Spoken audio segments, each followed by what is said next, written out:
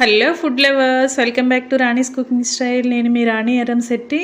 ఈరోజు జంతికలను చాలా డిఫరెంట్గా, క్రంచీగా, టేస్టీగా చేసి చూపిస్తానండి. నూనె అనేది అస్సలు పీల్చకుండా చాలా ఈజీగా ఎలా కుక్ చేసుకోవాలో ఆ ప్రాసెస్ అంతా వివరిస్తాను. మీరు వీడియోని ఎక్కడ స్కిప్ చేయకుండా లాస్ట్ వరకు చూసి ఆ ప్రాసెస్ అంతా ఫాలో అవ్వచ్చు. ఫ్రెండ్స్, నా వీడియో కనుక మీరు ఫస్ట్ టైం చూస్తున్న వారైతే రన్ అవుతున్న వీడియో కింద రెడ్ కలర్ ఆప్షన్ టచ్ చేసి ఏఎల్ఎల్ ఆల్ అనే బెల్ ఐకాన్ని కూడా టచ్ చేయండి. నేను ఏ రోజు పెట్టిన రెసిపీ ఆ రోజు మీ ఫోన్కి నోటిఫికేషన్ వస్తుంది, ఓపెన్ చేసి చూసుకోవచ్చు.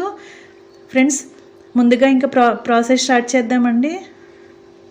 ముందుగా మిక్సింగ్ బౌల్ తీసుకోండి. ఒక కప్పు నిండా బియ్యం పిండి తీసుకోండి. నేను ఒక కప్పుతో చూపిస్తున్నాను. మీరు ఒక కేజీ పిండి అయినా కూడా చేసుకోవచ్చండి ఈజీగా. ఆ టిప్స్ అన్నీ కూడా నేను చెప్తాను.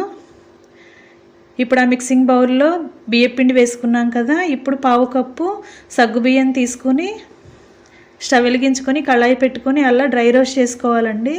దానిలో ఉన్న పచ్చిదనం అంతా పోయి కొంచెం క్రిస్పీగా రావాలి గింజలు అనేవి. ఇలా కొంచెం సేపు ఫ్రై చేసుకుందాం.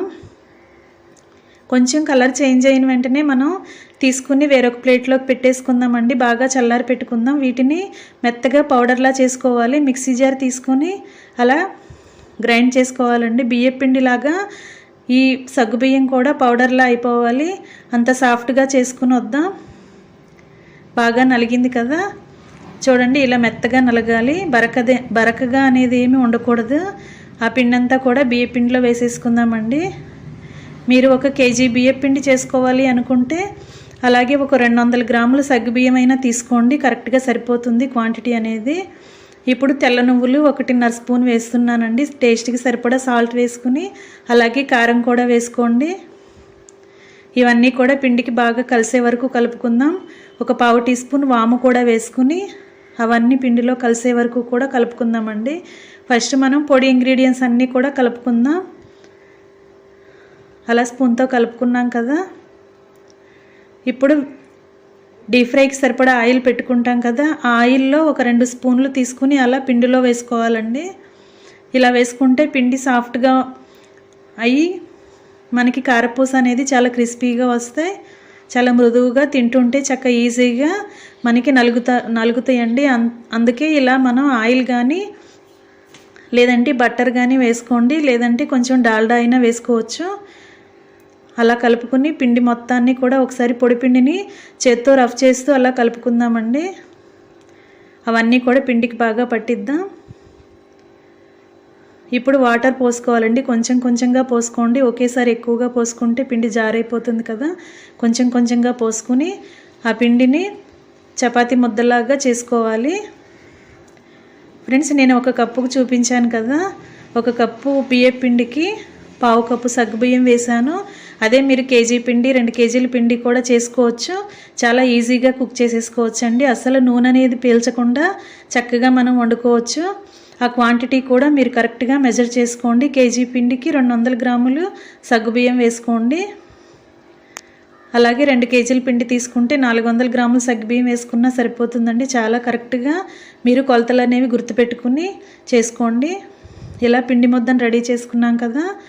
కొంచెం ఆయిల్ని చేతికి అప్లై చేసుకుని ఆ పిండి ముద్దకి అంటిద్దామండి. కొంచెంగా అలా చేస్తే పిండి అనేది ఆరిపోకుండా ఉంటుంది. మనం చేసుకునేదాకా కూడా సాఫ్ట్గానే ఉంటుంది. అలాగే చక్కగా తడిగా లేకుండా మనం చేతికి పిండి ముద్దను తీసుకునేటప్పటికి చేతికి అసలు అంటుకోకుండా చక్కగా ఈజీగా కట్ అవుతుందండి.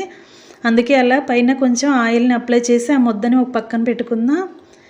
ఇప్పుడు డీప్ ఫ్రైకి సరిపడా ఆయిల్ పెట్టుకోవాలండి. ఇప్పుడు మనం మురుకుల గొట్టం చూపిస్తున్నాను. దానిలో ఇలా ఒక 5 ప్లేట్లు ఉంటాయి కదా. మీరు ఏ ప్లేట్ అయినా సరే తీసుకొని యూజ్ చేసుకోండి. ఆ ప్లేట్ని అలా మురుకుల గొట్టంలో వేసుకుని ఆ గొట్టానికి లోపల ఆయిల్ని అప్లై చేయండి. మనం జంతికలు ఒత్తుకునేటప్పుడు చాలా ఈజీగా కిందకి జారుతుంది పిండి అనేది. అందుకే లోపల ఆయిల్ రాసుకుని ఇలా మనకు కావాల్సిన సైజులో వేసుకోవచ్చండి. ఇప్పుడు కొత్తగా నేర్చుకునే పిల్లలు ఈజీగా మనం కుక్ చేసుకోవడానికి నేను ఒక చిట్కా చూపిస్తున్నానండి. ఆయిల్ కవర్స్ కానీ ప్యాకింగ్ కవర్స్ కూడా ఉంటాయి కదా. వాటిని ఇలా కట్ చేసుకోండి. ఒక్కొక్క కవరు కూడా 4 పీసెస్ 4 పీసెస్ చేసుకోవచ్చండి. లేదంటే 2 పీసెస్ చేసుకోండి. మనం వేసుకునే జంతికల సైజును బట్టి ఆ కవర్లు అనేవి కట్ చేసుకోండి. ఎందుకంటే ఆయిల్ ఆయిల్లో జంతికలు వేగుతున్నప్పుడు ఆయిల్ అంతా పొంగి మన చేతులు కాలుతూ ఉంటాయి, హ్యాండ్స్కి సెగ అనేది వస్తుంది కదా. నూనె పొంగినప్పుడల్లా మన చేతులు కాలుతూ ఉంటాయి. అందుకే ఇలా ఈజీగా మీరు ఆయిల్ కాలుతుందని భయపడకుండా ఇలా ఒక కవర్ మీద అవి ఒత్తుకుని ఒక్కొక్క కవర్ తీసుకుని ఆయిల్ బాగా కాగిన తర్వాత అలా డీప్ ఫ్రై చేసుకోవచ్చండి. చాలా ఈజీగా కేజీ పిండి అయినా సరే చక్కగా ఈజీగా చేసేసుకోవచ్చు. నూనె అనేది అస్సలు పీల్చదండి ఇది. అంతేకాకుండా చక్కగా క్రిస్పీగా చాలా బాగుంటాయి. మనం తింటుంటే ఎన్ని తిన్నా కూడా మనం ఈజీగా తినేయగలం, అంత సాఫ్ట్గా ఉంటుంది. ఫ్రెండ్స్, నా రెసిపీ కనుక మీకు నచ్చినట్లయితే లైక్ చేయండి. అలాగే మీ ఫ్రెండ్స్కి ఫ్యామిలీ మెంబర్స్కి షేర్ చేయండి. మీ సపోర్ట్ నాకు ఇస్తారని ఆశిస్తున్నాను. ఫ్రెండ్స్, మీరు కనుక సబ్స్క్రైబ్ చేసుకొని వారైతే ఇప్పుడే నా ఛానల్ని సబ్స్క్రైబ్ చేసుకుని నాకు సపోర్ట్ చేయండి. ఇలా మనం కలిపి పెట్టుకున్న పిండి అంతా కూడా ఒక్కొక్కటి వేసేసుకోవాలండి.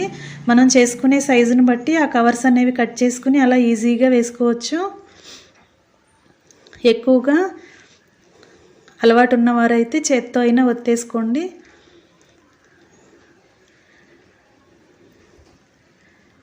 ఇలా చేసుకోండి. నూనె పొంగుతున్నప్పుడు మన చేతులకి బాగా సెగొస్తూ ఉంటుందండి. ఫ్లేమ్ మాత్రం కొంచెం మీడియంలో పెట్టుకోండి. ఎక్కువగా పెట్టుకుంటే చేతులు బాగా కాలుతాయి, నూనె అనేది బాగా హీట్ అవుతుంది. ఇంకా రెడీ అయిపోయినాయండి. ఎంతో క్రిస్పీగా ఉండే సగ్గుబియ్యం బియ్యపిండి జంతికలు చాలా బాగుంటాయి, సాఫ్ట్గా ఉంటాయండి. నూనె అనేది అస్సలు లాగలేదు. ఇలా ఎంత పిండి అయినా కూడా ఈజీగా చేసేసుకోవచ్చు. మీ ఇంట్లో కూడా అందరికీ నచ్చుతాయి. మీరు కూడా ఈ రెసిపీ నచ్చినట్లయితే ఫాలో అవ్వండి. మీ ఫ్రెండ్స్కి ఫ్యామిలీ మెంబర్స్కి కూడా ఈ వీడియో షేర్ చేయండి. అలాగే మీరు ట్రై చేసి ఎలా కుదిరిందో కూడా నాకు కామెంట్ చేయండి. అలాగే చివరిగా లైక్ చేయటం మాత్రం మర్చిపోకండి. Thanks for watching. నేను మీ రాణి ఎర్రంశెట్టి.